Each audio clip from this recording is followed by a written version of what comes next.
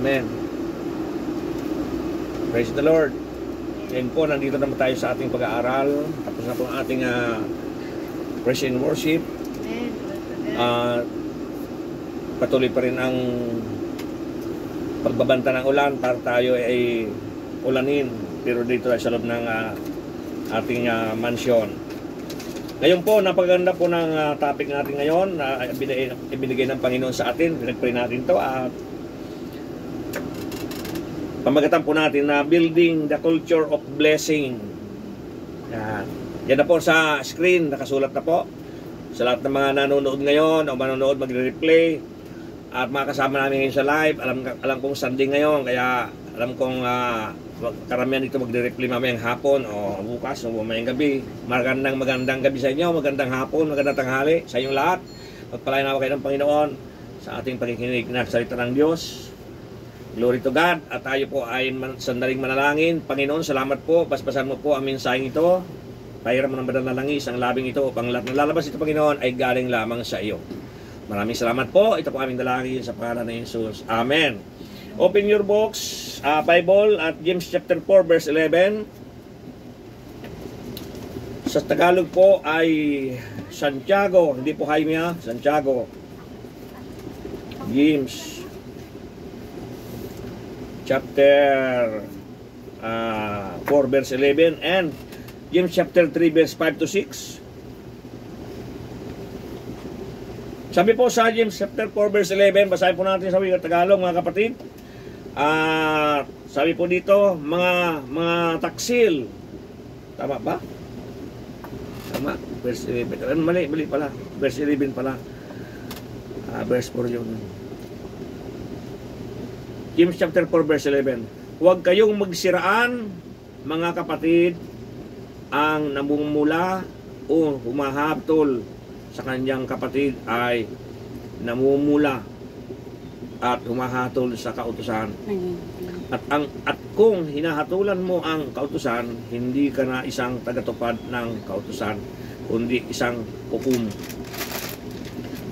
Sa chapter 3 naman, verse 5 to 6, itong text natin. Ganyan din ang dila ng tao, kay liit-liit na bahagi ng katawan, ngunit malaki ang nililikhang kayabangan. Isipin na lamang ninyo, napapalagablab ng isang maliit na apoy ang isang malawak na kagubatan. At ang dila ay isang ang apoy, isang daigdig ng kasamaang nakakahawa sa ating buong katawan mula sa impyerno. Ang apoy nito at pinag-aapoy ang lahat sa buhay ng tao. Amen. Praise the Lord. Palapakan natin. Makakabasa ng salita ng Diyos. Magandang tanghali sa inyong lahat, mga viewer. Palayan kayo ng Panginoon. Kayong mga hindi nakadalo dito dahil hindi kayo nakarating dahil sa malakas ang ulan at takot kayo sa baha. Tumuto kayo dito, mag-focus kayo dito sa salita ng Diyos. Dahil pag nag-focus kayo rito at naintindihan nyo hanggat matapos tayo, kayo po ay pagpapalain ng Panginoon at para rin kayo nakapagsamba ngayon. Bagamat hindi nyo narinig ang praise and worship natin dahil wala na tayong signal yung ibang cellphone dito, purihin ng Diyos. Dito na po tayo sa pag-aaral. So, building the culture of blessing. Ano yung building? Bahay. Building. Ano man tawag dito? Yung school, mga building ng mga eskwelahan, mga government. Yan. So, nabasa natin yung text natin kanina. Kung nagbasa rin kayo ng Bible o nakinig lang kayo, yun yung binasa ko po, nasa Bible ko talaga yun. So, sabi po doon sa English ng 4:11, do not speak against against one another. Do not speak against one another. Ito yung napakahalaga po mga kapatid sa buhay Kristiyano. Para mabantayan po natin, maging mga anak natin, mga magulang natin. Salamat sa mga nag-heart. Dami naman ng heart yun. Sobra naman yan. Grabe. Tawag dito. Star naman dyan sayang. Okay, maraming salamat sa inyo ha. Mga nanonood, i-share niyo ito sa sa inyong tawag dito, sa inyong wall para naman kumalat at marinig ng mga mahal nyo sa buhay. Ng mga mahal nyo sa buhay ay hindi nakakarinig ng salita ng Diyos, marinig nila. Yan.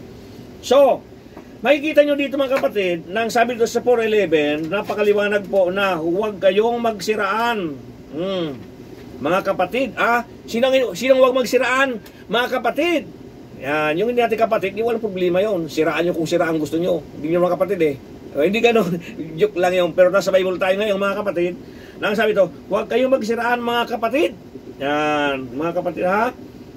Ang namumula, ano yung namumula kayo ito? Hindi ko masyado ito ha.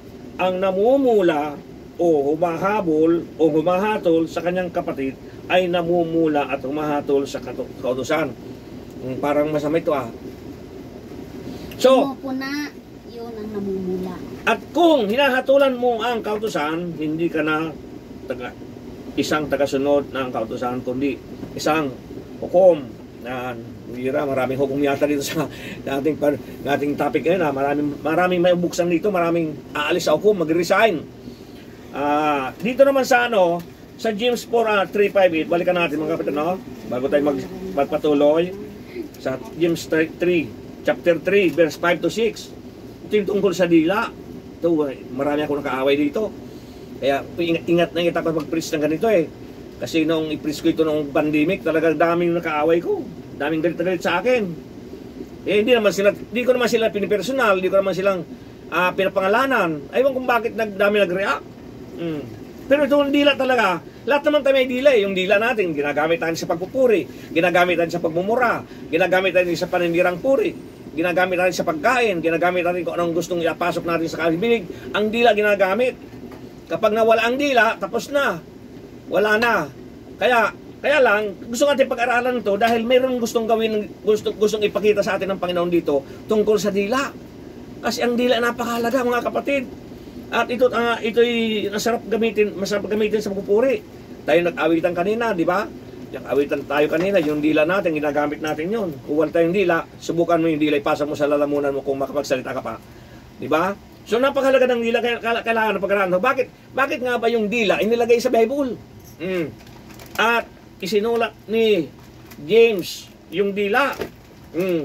Di ba? Sabi po nga dito sa sa binasa natin, para maliwanag mga kapatid, tingnan natin sa verse, buksan natin ang verse 3. Kapag nilagyan ng bukado ang bibig ng kabayo, ito'y napapasunod at napapapunta saan man natin ibig. O sino ba dito nakikita ng kabayo?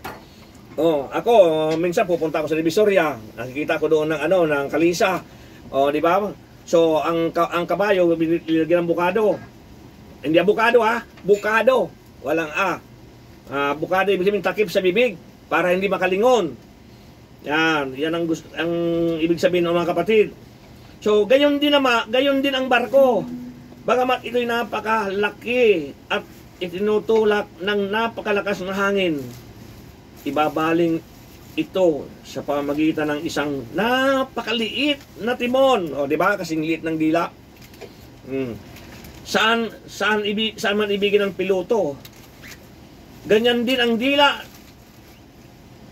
ng tao kay liit-liit na bahagi ng katawan, ngunit malaki ang nilikhang kayabangan to. Huwag kayong masasaktan dito mga kapatid. Maganda yung malaman natin ang tungkol sa tungkulin ng dila. Kasi ito, hindi lang natin may apply sa ating sarili, maging sa ating mga anak, sa ating mga mahal sa buhay, pwede natin i-apply ito, i-share natin ito na tungkol dito sa dila na ito. Dahil napakahalaga nito mga kapatid na dila, kasi ang dila, ito pwedeng wasakin ito ang pamilya mo. Di ba? Pwede wasakin ang inyong pagkakaibigan. Nangwawasak nga ito, kaya nga apoy Diba? Malit lang na apoy.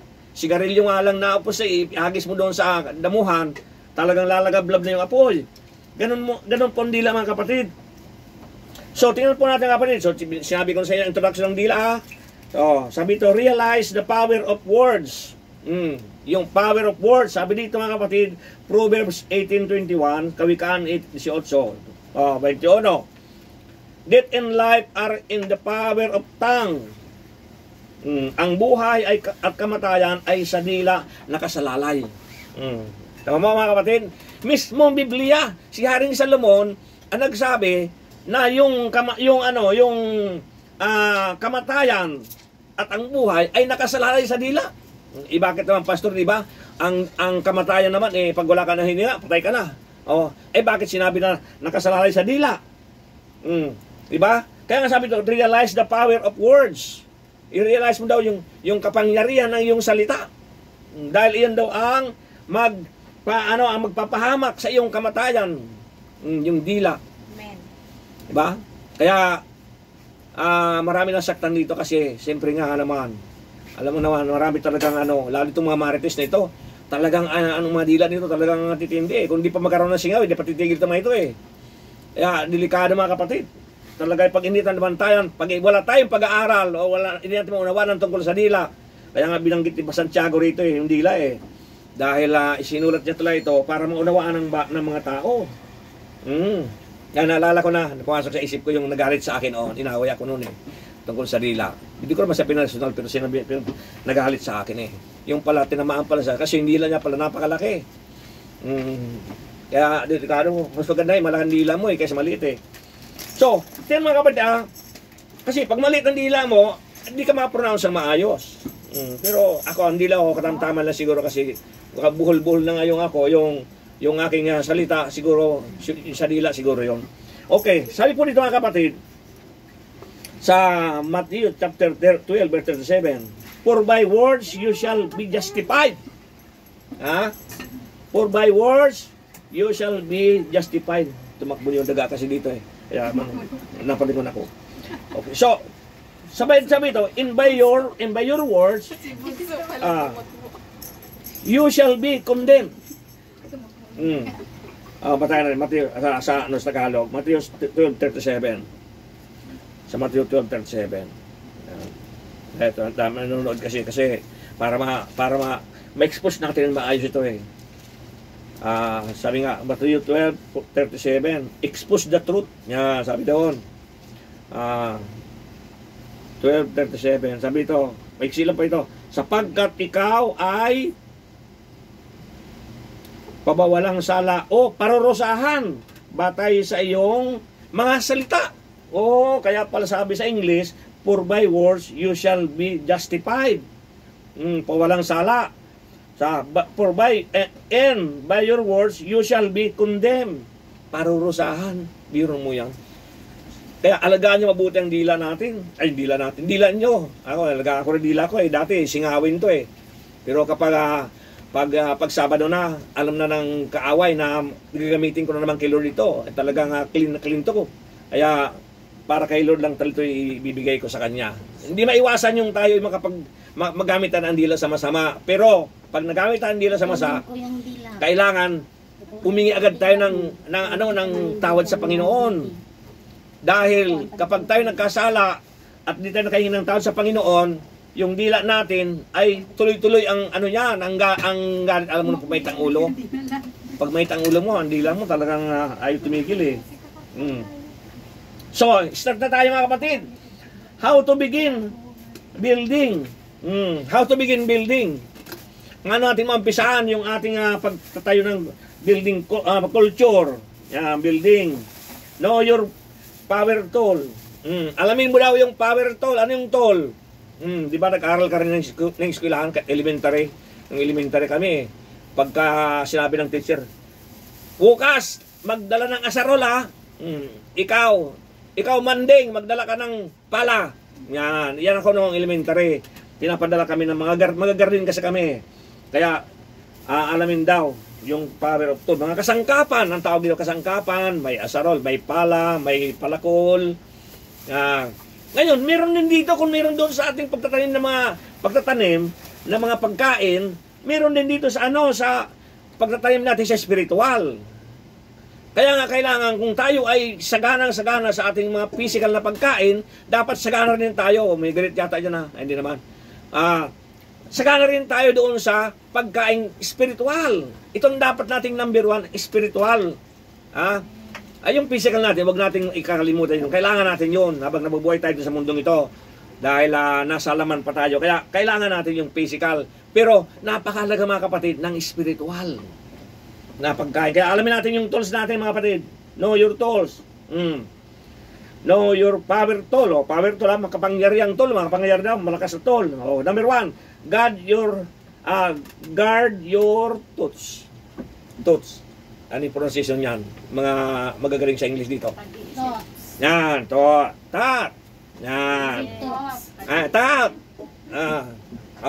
Guard your thought. Tagalogin mo nga, Sister Evelyn. Thought bad. Bantayan ang Pag-iisip. isip. Pag-iisip. Yun, no, Tagalog. Mahilig ito si Sister Nel sa Tagalog. Bantayan daw ang pag-iisip. Yan. Guard your thoughts. Okay. Tingnan natin yung supporting verse niya. Matthew 12:34. Matthew 12:34. Sabi po dito mga kapatid, for whatever is in your hearts determines what you say. Sapagkat kung ano ang iniisip niya, gayon na siya. Amen. Sa outline ko yun 37 verse 12:34. 34 dito nga tiro. Ay yun nga Tagalog. Kayong Matthew 12:34. Tama naman to Kayong lahi ng mga ulupong, ba't may ulupong na dito? Kayong lahi ng mga ulupong, paano kayong makapagsasabi ng mabubuting bagay, gayong kayo'y masasama? Sapagkat kung ano ang bukang bibig, iyon ang laman ng dibdib. Ayong sinabi ng Panginoon na kayong lahi mga ulupong daw, paano kayong makapagsasabi ng mabubuting bagay, gayong kayo masasama? Sapagkat kung ano ang bukang bibig, iyon ang laman ng iyong dibdib. So guard your thoughts. Ibig sabihin pala mga kapatid, kapag lumabas sa tao ang masamang salita o paninirang puri, ibig sabihin, iyon ang laman ng kanyang dibdib. Itinawag siya doon ng Panginoon na ulupong. Di ba? Ulupong ang pagkatawag sa kanya ng Panginoon. So, napakaliwanag mga kapatid na ito'y ingatan po natin na tayo po ay pasukan natin yung ating puso ng mabubuti. Ano yun? Yan yun. Tama? Mabubuting. Paano kayo makapagsabing mabubuting bagay? Kung gayong kayo masama. Sabi nga doon sa nag-comment sa akin Sabi ko, yung post ko kasi na ang Diyos may kondisyon. Doon sa diyan nagkaroon kami ng ng palitan ng comment doon sa post ko na sa John 15:7. If you abide in me, remain na lang, remain. Sa abide kasi yung yung King James, sa mabuting balita naman remain. If you remain in me, in my words remain in you, ask whatever you wish, and it will be given unto you. Di ba? Kung ikaw daw ay mananatili sa Kanya, sa salita ng Diyos, o sa Kanya, humingi ka ng gusto mo, at ibibigay sa iyo. Ang sabi ko, kondisyon ng Diyos yun Ngayon, kung ikaw ay hindi mag-remain, hindi ka nanatili sa Diyos, sa palagay mo ibibigyan ka ng Diyos? Ang sabi niya, parang bibigyan din ng Diyos. Sabi ko, hindi. Ibang magbibigay sa iyo. Kasi, tayo na sa mundo. Dito sa mundong ito, mayaman si Satanas. Di ba? Napakayaman ni Satanas. At pwede ka busalan. Pwede ka busalan ng mga material na bagay para hindi ka makapaglingkod sa Diyos. Di ba? Paano mo, Pastor, patunayan yun? Tingnan mo yung Matthew 4:8. Hindi ko na babasahin yun. Dahil ko na sa pinipreach yun di ba? Si Kristo, dinala ng diablo sa bundok. Tapos pinatanaw yung lahat ng sanlibutan. Ano ba sabi ni diablo sa kanya? Kung ibibigay ko sa iyo lahat yan, kayamanan yan, Hong Kong Bank na yan, bibigay ko sa iyo. Yung PIC na yan, yung yaman na yan, yung lahat na yan, mga Kylie Casing na yan, mga China Light Empire na yan, ibibigay ko sa iyo lahat yan. Basta magpatira pa ka sa akin. Ngayon, kung ikaw na Kristiyano na, tapos hindi ka na naglingkod sa Panginoon, wala ka ng time sa Diyos, ay yung blessing sa iyo, hindi galing sa Diyos yan. Galing kay Satanas yan. Bakit? Kasi hindi ka nag-remain sa Diyos, hindi ka nanatili sa Diyos. Sobra naman itong pastor na ito. Grabe ang dila niya. Pinasasabi ng Diyos ito eh. Ang ganda ng praise and worship natin. Biro mo, inaabot tayo ng may kalating oras. Dalawang gitarista natin. Biro mo yan. Dalawang tagaluto natin. Ang mga pangalan nila, March 1, March 2. Kaya, naniniwala ako na itong sinasabi ko, galing sa Diyos. Sige nga, magbibigay ba ang Diyos ng blessing sa masama? Hindi magbibigay. Dahil, ang masama, ang tatay niya, si Satanas. John 8:44. Sige, basahin natin dahil may mabago dito.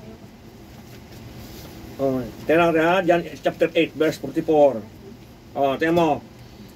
Ang diablo ang inyong ama, at kung ano ang gusto niya, iyon ang inyong ginagawa. Siya'y mamamatay tao na sa simula pa, at kalaban ng katotohanan, at di matatagpuan sa kanya ang katotohanan kahit kailan. Kung siya'y nagsisinungaling, likas na ito sa kanya sapagkat siya'y sinungaling at ama ng kasinungalingan. Hindi naman kasinungalingan ng taong ito o ng diablong ito. So, yung espiritu nitong diablong ito, pumapasok dun sa tao na yon na nangako na mag-aatin siya sa gawain ng Panginoon, pagkatapos hindi siya sisipot at dadahilan siya kung ano yung dadahilan niya. Di ba kasinungalingan yun? Saan ka nagsinungaling? Nung araw, nung bata pa kami, sabi ng nanay ko, huwag kang mangangako kung ikaw magsisimba doon sa lumuluha na birhen. Dahil oras na nangako ka na di ka pumunta doon sa nagluluha na birhen, sigurado magkakasakit ka, sabi ng nanay ko. Tinandaan ko yun, mga kapatid. Kaya huwag ka mangangako kung hindi mo rin lang tutuparin. Dahil yung dila mo, bantay na bantay lagi ng diablo. Ang diablo nakatingin lagi sa dila mo. Kung ano yung binibigkas mo, iyon yung sinasabi. Pagkakantay kanina, di ba? Liwanag nun, mga kapatid. Whatever. So, for whatever is your heart, determines what you say. Parang hirap-nerap ako mag-English, Tagalogin na natin. Sapagkat kung ano ang iniisip niya, gayon na siya. Di ba? Kung iniisip mo, manira sa kapwa, gayon ka na nga. Maninira ng puri. O di ba? Yabang-yabang ito yung pastora. Baala kayo, magsalitang masama sa akin. Dahil si Jesus mismo ay tinawag na Beelzebul ng demonyo. Beelzebul. Beelzebul yan si Jesus. Sinungaling yan. Pinagsabihan sa sinungaling. Di ba? Yung si Jesus, di ba? Yung inilibing si Jesus, sabi ng mga napumatay, sabi ng mga parisiyo, na mga nagpatay sa Panginoong Jesus, pabantayan nyo si Jesus. Baka nakawin ng mga disciple o mga apostol o mga disipulo, yung bangkay niya baka buhatin, bantayan nyo, puntayin nyo na.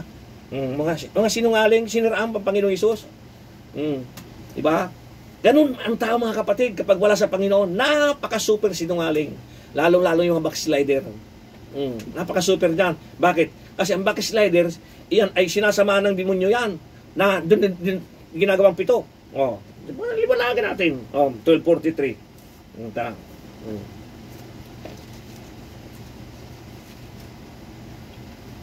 Saan na yung Mateo 12:43? Ayan. Sabi dito mga kapatid, ayan Saan natin kapag lumabas mula sa isang tao ang masamang espiritu, ito'y gumagala sa mga tigang na lupa at naghahanap ng mapapahingahan. Kung walang matagpuan, ay sinasabi niya sa sarili, babalik ako sa bahay na aking pinanggalingan. Pagbalik niya ay makikita niya itong walang laman. Hindi nagsimba. Hindi na nagsimba kasi. Walang laman. Hindi na siya nagpupunta ng gawain. Malinis at maayos. Kaya malinis yun maayos kasi hindi na siya pupunta nga. Hindi na nanalangin. Wala na siyang time. Yun ang ibig ko sabihin ng palabarag sa inyo mamaya-maya. Kaya yumayaon siya at nagsasama pa ng 7 espiritong masama kaysa kanya. Pumapasok sila at naninirahan doon. Kaya't sumasama kay sarati ang huling kalagayan ng taong iyon. Ganyan din ang mga nangyayari sa masamang lahing ito. Sternel, gawin kita example, pwede? Okay lang? Okay. Tinanggap mo si Lord. Naraman mo ang salita ng Diyos. Ngayon, napapre-over ka. Napabaptize ka. Lumayas yung demonyo sa'yo. Wala ka ng demonyo. Wala ka nang malis na. Yung demonyo na lumaya sa'yo, maghahanap siya ngayon na mapupuntahan. Yan ang ibig sabihin noon. Ngayon, Dahil sa wala siyang mahakwa, wala siyang mapuntahan, yung mga kasama natin, puro puspos ng salita ng Diyos. Ngayon, itong espiritu na ito, dahil kilala ka, babalikan ka niya. Kaya alam, magdadala siya ng 7. Ayan. Ayaw ko lang kung kayo mga nanonood ngayon, kung nakuha niyo yun. Magdadala ng 7. At ngayon, itong nag-backslide na ito, na wala ng time sa Panginoon, meron na siyang kasamang 7. 8 na ang demonyo niya. Pero tandaan nyo nagmumultiply ang demonyo. Nanganganak ang espiritu. Nanganganak yon. Bakit ka mo? Ay, di ba yung 7 demonyo, yung 2,000 baboy na pinasukan ng demonyo, di ba? Pero mo 2,000 espiritu, yung napusis na mama doon sa Mark chapter 5. Ibang topic yun. Malalayo tayo doon. Alam mo naman, kailangan natin na tapusin na agad natin to na sinasabi ng Panginoon tungkol sa dila. Malalayo tayo. Okay, so nakuha mo yun Nakuha nyo yung mga kapatid, mag-comment kayo kung hindi nyo nakuha para ipaliwanag ulit sa inyo. Dahil baka mamaya may mga espiritu kayo na umalis na. Diba nung iniwan ako ng espiritu, wow, ang sarap ng pakiramdam ko. Ngayon, nakaroon ng pagsubok. Nagtisod ako sa isang kakapatiran. Hindi na ako matin. Hanggat di na ako matin. 3 linggo di ako matin. May napansin ko, lalong sumama ugali ko. Yung pala, yung espiritong lumabas sa akin, may nagsama pa ng 7. Naging 8, kaya sama ng ugali ko na noon. Yan, ganun yung mga kapatid. Kaya kung gaya ka nito, huwag mo nang gawin yun.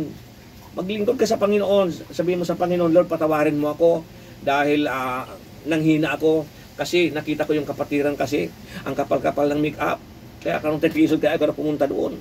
Saka, ang damit niya, lagi na lang bago. Tuwing Sunday, naiinggit ako. Kaya ayaw ko na talaga lumalod ng Panginoon. At saka, isa pa Panginoon, ang layo-layo kasi ng church ni Pastor. Ang layo. Saka, hindi naman kasi Lord, church yun bahay ni Pastor yun Bakit doon nagagawain? Hindi naman doon naramdaman ang pag-ibig ng Diyos. Ngayon, yun na ngayon, pinasukan ka ng demonyo, dagdag na yun. Bakit ka mo? Ang paglilingkod sa Panginoon, kahit saan ka pwede na, dahil si Jesus ay nagkatabang tao na. At isa pa, ang nagkatabang tao naging espiritu rin sa ngayon, at siya na po ang nagsabi na anytime pwede ka manalangin sa Kanya. Kaya nga sabi, kung susunod ka sa Kanya, ibibigay niya ang ibigingin mo sa Kanya. Hallelujah, Lord! Malakpakan natin si Lord, mga kapatid. May mga kasama ba ako dito? Ayun, yung iba yata. Kaya palakpak nila para na, gutom na. Okay, tuloy natin kapatid. So, sabi dito, you communicate with your words. Yan. You communicate with your words. Tayong mga Kristiyano, mga kapatid, kailangan natin makipag-communicate sa words natin. Ang ibig sabihin, mga kapatid, na communicate your words, kung anong nasa isip mo, ilalabas mo sa dila mo, sa bibig mo, kailangan makipag-communicate ka muna. Tama ba ito? Masama ba ito? Makakatisod ba ito? O baka may magagalit dito sa akin? Yan. Ako inaamin ko. Nangyayari sa akin yun. Nakakalimutan ko makipag-communicate sa words, sa salita ko. Di ba? May inisip na ako. Bigla ko lang ilalabas na bigla. Yung pala sumabog na. So hindi na may babalik yung pamasama. So nangyayari sa akin yung mga kapatid.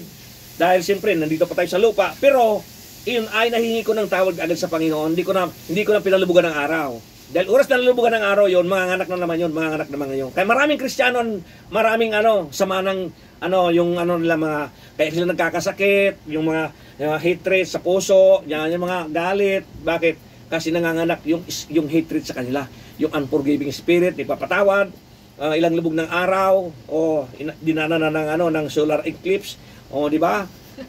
Anong nangyari mga kapatid? Kailangan tayo laging magpatawad. So, communicate your words. Bago mo ilabas yung bibig mo, ilalabas mo yung bibig. Bago ilabas yung busis sa iyong dila, tingnan mo muna yung anak mo. Hindi yung pipingutin mo lang, papaluin mo na lang bigla. Tapos, sasampalin mo na lang bigla yung anak mo. Di mo na muna, alamin mo muna yung both side mo kung ano nangyari. Bakit nga ba ikaw nakagawa ng kasalanan? Yan, hindi yung, kasi ang hirap talaga mga kapatid. Ako, 30 years na ako naglilingkod sa Panginoon, nagpapastor, malapit na mag 30 years. Pero hanggang ngayon talagang minsan nakakalimutan ko talaga magkapag-communicate sa akin dila. So, yun po yung aking pinagsisisihan. Okay, letter B. You communicate with your gestures. Tama ba po ko? Gestures. Gestures. Bahala ka raw. Ano yung Tagalog ng gestures? Kilos.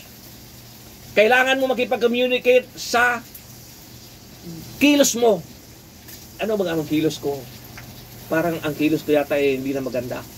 Parang naiiba na eh. Dati-rati, nakakurbata ako, naka-Amerikana. Pagkatapos ngayon, kagalang-galang ako sa church. Pag pumunta ako, naka-shine lagi ang sapatos ko. Pero ngayon, parang kilos ko, iba na. Hindi na ako magsasapatos. Nakapaan na lang ako. Yan, may example lang yung mga kapatid.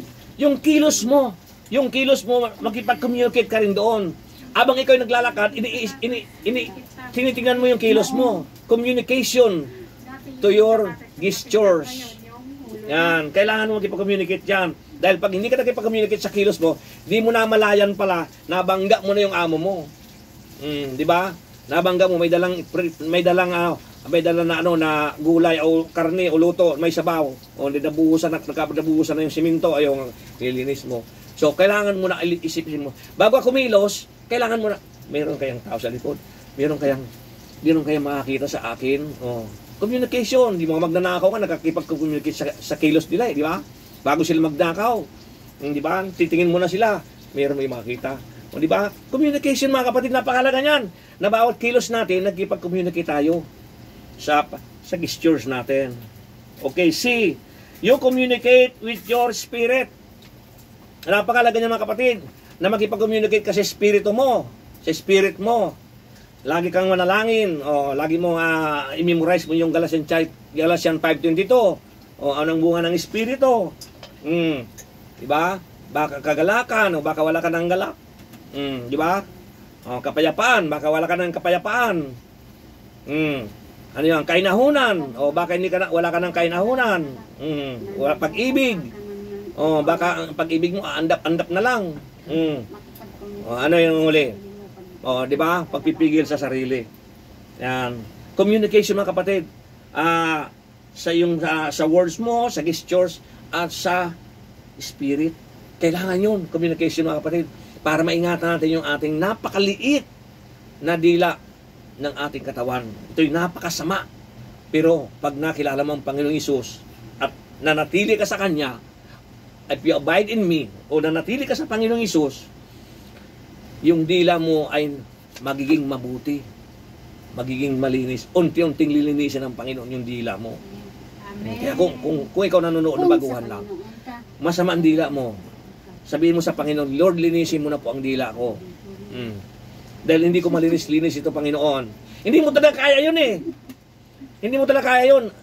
Ang sabi ng Panginoon sa John 15:5, apart from me, you can do nothing. Oh, kahit anong linis mo sa sarili mo, sa dila mo, hindi mo malilinis yun. Kailangan mo pa rin si Lord. Di ba? Si Lord kailangan mo. Lord, please, tulungan mo po na ako, Panginoon, na magamit ko itong bunga ng Espiritu. Self-control, mga kapatid. Dila. Yun ang ibig sabihin, mga kapatid. Hallelujah. 1 Samuel 16:7. Make sure, guard your heart. Ba? Make sure, guard your heart. Siguraduhin mo raw, 1 Samuel 16:7, sabi ni Samuel, na nababantayan mo iyong puso. Kasi konektado yan eh. Bago lumabas, ang dila kasi taga-ano lang yun, tagalabas lang yan eh. Pero kung gagaling yun sa isip mo, sa puso mo. Kaya nga, sabi doon sa una natin, guard your thoughts, di ba? Sabi sa una. Konektado kasi yun eh.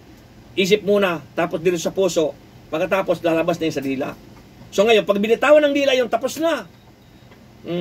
Yun ang nagiging problema ng tao. Bakit ko nasasabi yun? Kasi nangyayari sa akin yung mga kapatid. Hindi ko yun masishare kung hindi ko nangyayari sa akin. Kaya nga sabi nga ng pastor nung linggo, ay nung nagpunta rin bisita sa akin, sabi ng pastor yung mga experienced pastor, walang binatbat yung mga nag-aral ng Bible school na walang experience. Bakit? Kasi ang ginagamit kasi namin mga experienced pastor. Kahit matahin mo kami, na-experience namin yung mga nanggaling sa bibig namin. Pero yung mga nag-aral ka pa lang eh. Habang nag-aaral ka, dadaan sa yung mga pagsubok. At kapag napagtagumpayan mo yan, sigurado ako, experience na rin yun. At hanggang sa ikaw ay makalbo. Sigurado yan, mga kapatid. Hanggang siya mag-ahit ng buhok mo, experience mo na yon. May share mo na ang lahat ng mga nangyayari sa buhay mo. At yun ay hindi kasinungalingan. Bakit? Kasi experience mo nga eh. Pero kung wala ka naman experience, nagpumasok ka ng Bible school, magpakumbaba ka na muna. O so paano ka magpapakumbaba kung hindi ka naman binabatukan? Di ba? So, ganun mga kapatid. Let's go to number 2. Talk less and listen more. Talk less and listen more. Bawasan daw yung pananalita at makinig ng mabuti, ng marami. James 1:19. Balikan ang text natin. James 1:19. Santiago naman. Chapter 19. Verse 19 pala. Tandaan ninyo ito, mga kapatid kong minamahal. Matuto kayong makinig, dahan-dahan sa pagsasalita. Ang hirap pagtagumpay ito. At huwag agad magagalit.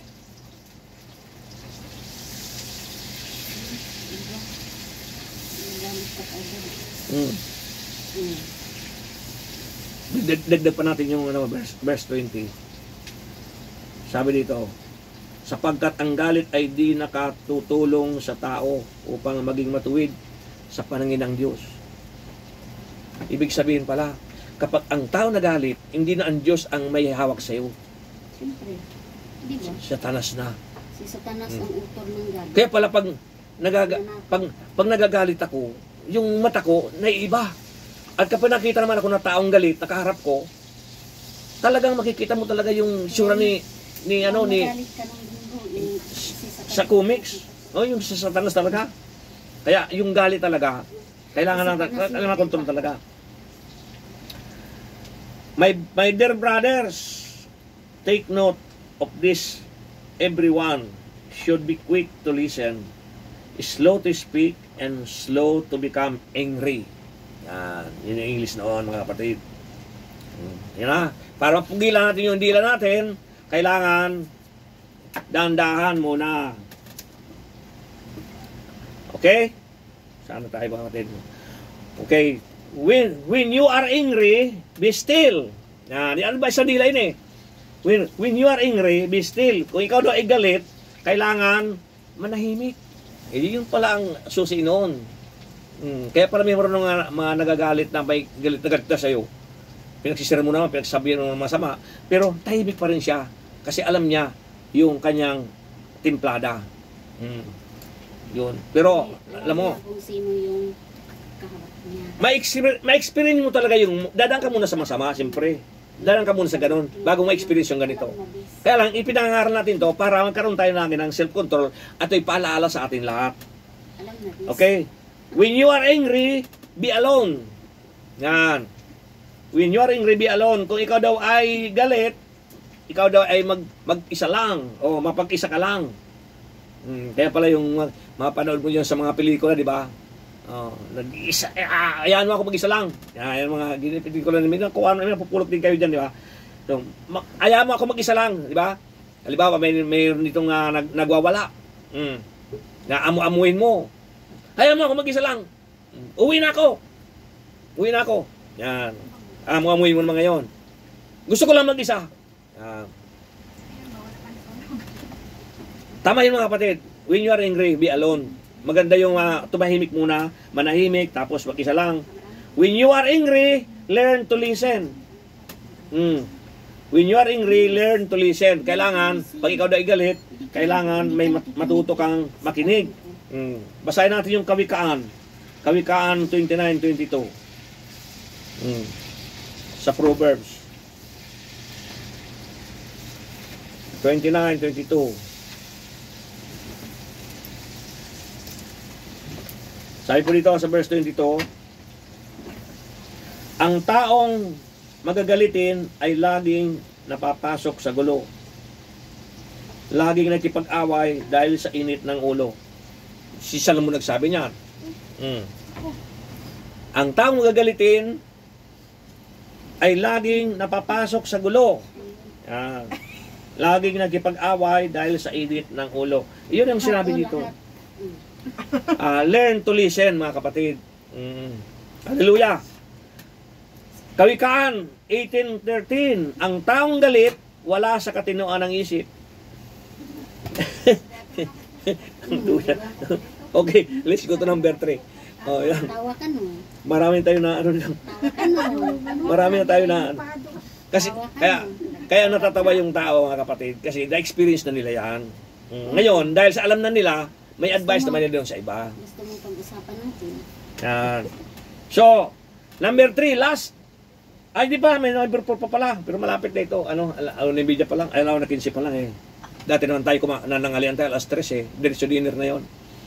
Ayos lang yun, di ba? Pag sa Panginoon. Amen. Ayaw, may umimin. Praise the Lord. Ibig sabihin talagang itong mga umimin ito, talagang gusto ni andog talaga nilang katawan nila sa Panginoon. Kasi biro mo yan, alas 3 tayo ka nangalian.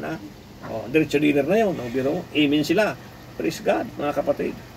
Pero, si Lord, mapagmahal. Ayaw niya mapasma yung kanyang mga anak. Templo ko yun huwag niyong sisirain yan. Di ba? Templo Lord yun. Paparusahan ka Lord. Pagka pinabayaan mo ang katawan mo na hindi ka kumakain, paparusahan ka ng Panginoon. Templo niya yun eh. Okay. Sabi dito sa number 3, correct in private. Correct in private. Matthew 18:15. If your brother sins against you, go to him and show him his fault. But do it privately, just between yourself. 18:15 ng Mateo. Ba, ang ganda doon, mga kapatid. 18:15 ng Mateo. Nakukumple kasi yung may sinabi lang kasi sa Bible na sabihin daw sa harapan. Kaya yun, nagkakaproblema tuloy. Nagkaroon conflict. Si Paul yata yung sabi noon. Ito na matandaan yung verse noon. So, tingnan natin Matthew 18:15. Sa Tagalog. Sabi po dito sa 18:15, kung nagkasala sa iyo ang kapatid mo, puntan mo siya at kausapin. Kung bakit ang iba dinadaan daw sa Facebook. Kausapin daw, puntan mo siya at kausapin ng sarilinan. Kapag nakinig siya sa iyo, ang pagsasama ninyong magkapatid ay napapanauli mo sa dati. At mapapanumbalik mo siya sa Ama. So hindi pala maganda yung may galit ako kay Sister Ping. Magpo-post ako ngayon. Yung utang mo, bayaran mo na. Wala mo nang sinabing pangalan. Pero dahil sa may utang sa akin, siyempre natural, gulong nga talaga. Gulong nga. Kaya kailangan talaga privately mag-uusap kayong dalawa. Kausapin mo siya kung ano talagang ang problema mo. Kayo mag-usap. Huwag na idaan doon sa sa social media kasi may mga taong nagpo-post sa social media yung mga problema nila, pinopost nila, di ba? Di ba silang pinagtatawanan? Hindi ka naman wala ka mabubuko ang bunga doon eh. Ikaw pinagtatawanan doon. Bakit? Kasi nalalaman tuloy ng mga tao, public pa naman, na ipinopost mo yung suliranin sa iyong na sa pamilya mo.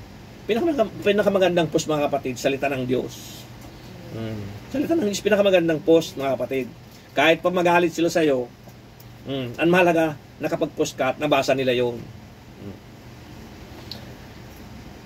Kaya sabi po dito, mga kapatid, napakaliwanag yung binasa natin na kausapin daw yung kapatid na nagkasala sa iyo. Huwag hiyain. At iwasan na natin, mga kapatid, para tayo yung magkaroon ng paglilingkod sa Panginoon. Samahan tayo lagi ng Panginoon. Kasi habang tayo ginagamit ng Panginoon, the more na tayo nag-iingat, the more yung anointing natin laging ibinubuhos ng Panginoon sa atin. Pag umawi tayo sa Panginoon, gawin natin yung trabaho natin sa ministry, may anointing tayo, mga kapatid. May anointing tayo. Maramdaman mo yan eh. Pero kung ang dila mo naman walang tigil sa nag-iiksi na yung dila mo sa kadadaldal, o paninirang puri, ano makukuha mong anointing doon? Wala. Bakit? Kasi ayaw ng Diyos yung gano'n eh. O, ayaw ng Diyos na maging hukom tayo. So, pakaliwanag mga kapatid, na kausapin na lang natin sila, or kung di mo naman siya kausapin, i-messenger mo na lang. Yung patatamaan mo pa eh. Doon sa sa post mo, magkakilala kayo. Messenger na lang para para hindi magalit. Kahit walang pangalan yon, kasi delikado yon. Depende naman yun sa kung ano ang dahilan. Hallelujah. So, maliwanag mga kapatid ha. Last, number 4. Ito yung pinaka gustong-gusto ng mga Kristiyanong mga karnal.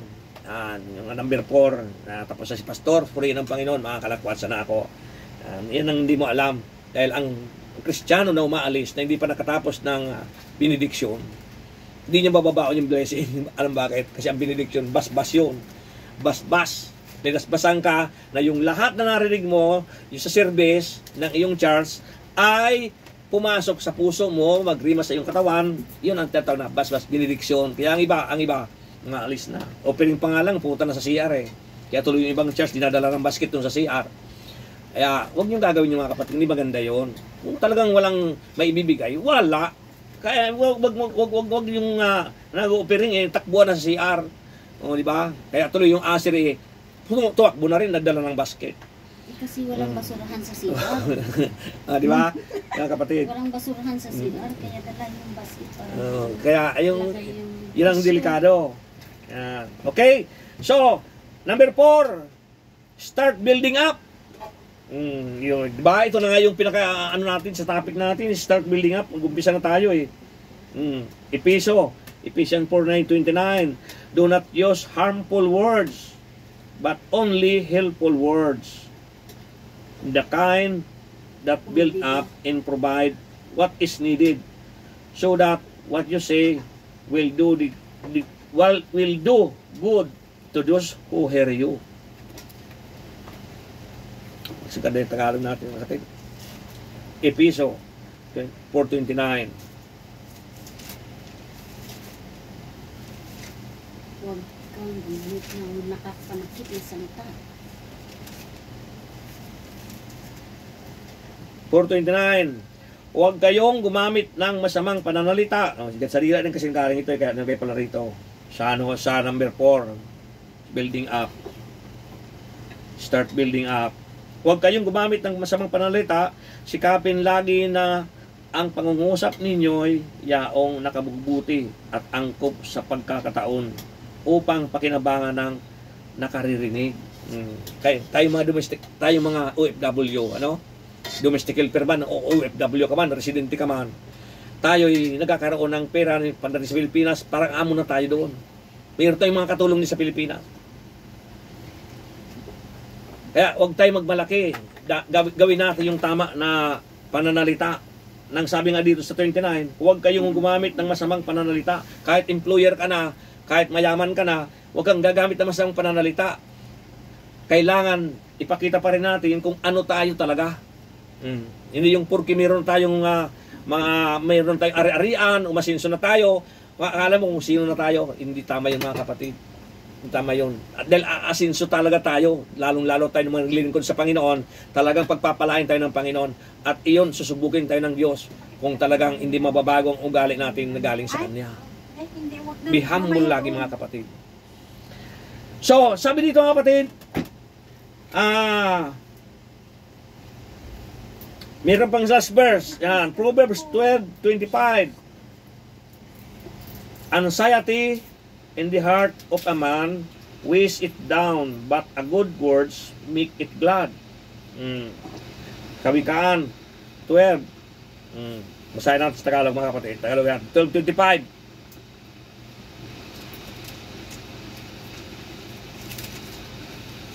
Sabi dito sa 25, nagpapahina sa loob ng isang tao ang kabalisahan, ngunit ang magandang balita may dulot na kasiglahan. Kita nyo? Ano yun? Ano yung kabalisahan na yun? Yun, yung iniisip mo lagi na na nakakasira sa iyong katawan, para kang wala kang peace, wala kang kapayapaan. Manghihina ka talaga, lalong-lalo na kung kasusweldo mo lang. Ngayon pa lang, di ka pa lang kasusweldo eh. Susweldo ka na, iniisip mo na naman kung saan mapupunta yung sweldo mo. Iniisip ko ngayon, dadaan lang sa palad ko yung sweldo ko. Babae, parang ayaw ko nang tanggapin. Nung araw ako, mga kapatid, nung araw, ako'y laging baon sa utang. Ay, nagpapaaral ba na ako 2 college eh. Baon ako lagi sa utang. Ngayon, parang ayaw ko nang tanggapin ang sweldo ko eh. Nasa isip ko nung ayaw ko tanggapin dahil pag tinanggap ko, dadaan lang sa kamay ko tapos ipabayad ko sa mga utang ko. So, nababalisa ako, nangihina ako. Tapos ngayon, magtitext yung sister wife ko na yung may kailangan na gastusan doon. Wala na pang bayad mo sa utang mo. So, yun ay isang napakabalisahan. Pero may solusyon doon eh. 1 Peter 5:7, di ba? Ipagkatiwalaan niyo sa Diyos ang lahat ng inyong kabalisahan, sapagkat siya ang kumukukup sa inyo. Si Lord ang kumukup sa inyo. Kaya nga, kailangan talaga natin magpuspos ng salita ng Diyos para magtiwala tayo sa Diyos. Huwag tayo magtiwala sa tao. Kasi kung sa tao tayo magtitiwala, mapatutunaw din yun dahil tao yun eh. Yung tao, babalik sa lupa, wala rin yun eh. Sa Diyos tayo magtiwala, mga kapatid. Maniwala kayo. Dito pa lang sa mundo, pagpapalain na tayo. Kaya, iwasan na natin yung mga kapatid, yung kabalisahan na yun. Tayo rin mismo kagawa ng paraan yan eh, kung paano maiwasan yung kabalisahan. Bawa, ikaw mayroong project sa Pilipinas, pwede naman siguro suluhin mo lang yung project mo.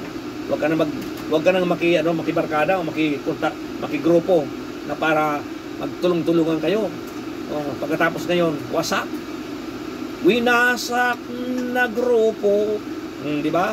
Kaya, mga kapatid, ganun mangyari. Maraming grupo dito sa Hong Kong ang nawasak. Dahil diyan sa na yan, ang ganda ng samahan nila. Noong sila saan sila nawasak? Sa pera. Praise the Lord. Sa pera sila nawasak. Di ba? Ang love of money is evil. Money is good, but the love of money is evil. 1 Timothy chapter 10. Chapter 6 verse 10. Yan.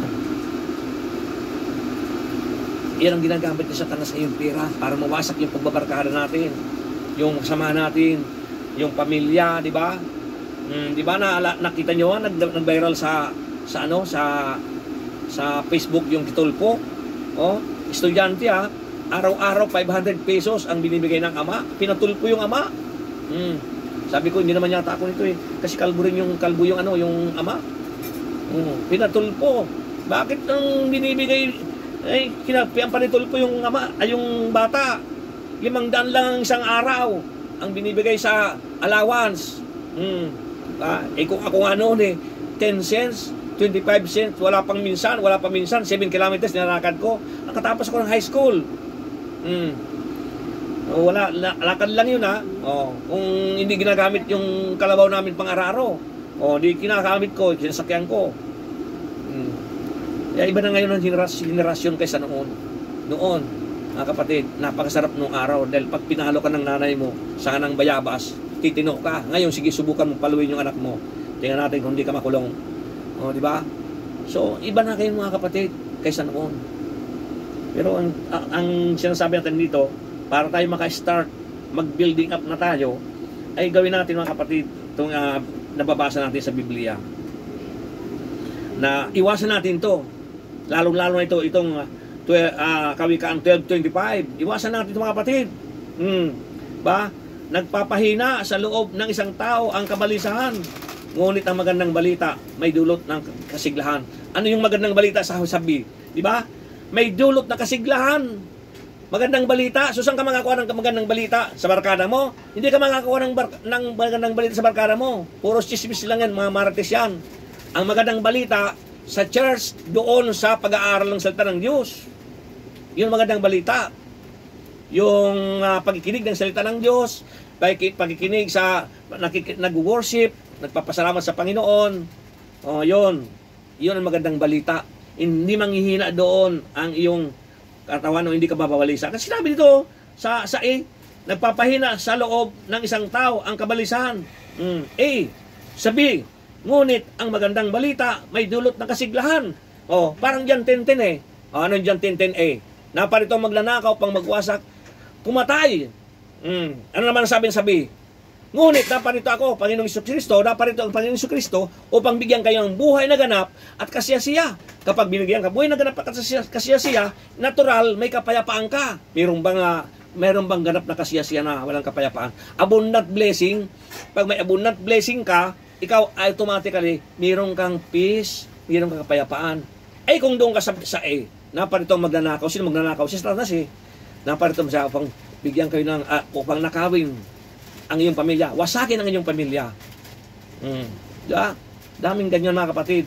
Mga broken. Nabubroken. Sino nang bubroken? Si Satanas. Dahil sa kakulangan natin kasi mga kapatid. Kailangan natin, this is the perfect time na ngayon na kapatid, ngayon ka na magbago. Diba? Kanta yun eh. Kung gusto kong tuloy ko yun eh. Kaso lang ito nung magandang ginagawa natin ngayon. Yeah. Masaya lang ako mga kapatid. Alam mo bakit?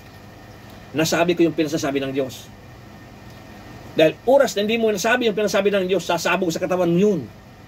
Puputok at di ka magkakaroon ng kapayapaan. Mababalisa ka. Dahil yun ang pinasabi ng Diyos na tungkol doon sa dila.